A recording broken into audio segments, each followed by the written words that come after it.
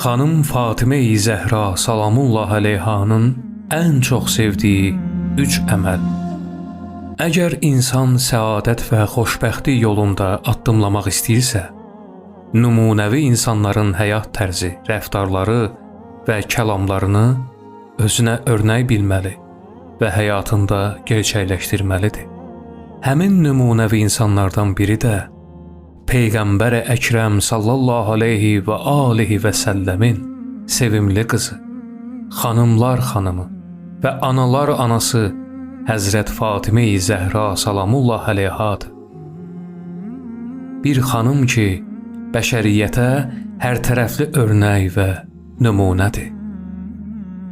O xanımın şəhadəti münasibəti ilə əziz xalqımıza başsağlığı verir və dəyərli kəlamlarından birini diqqətinizə çatdırırıq.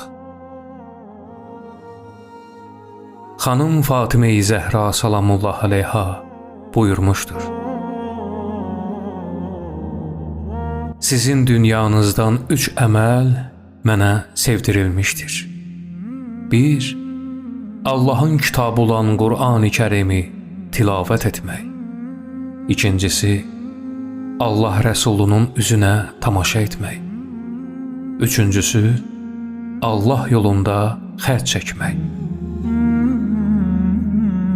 Nə yaxşı olar ki, biz də xanım Fatimə-i Zəhra salamullah əleyhanın ən çox sevdiyi bu 3 əmələ rəğbət bəsləyək və ona əməl etməklə həyatımızı ilahi rəngə boyayaq.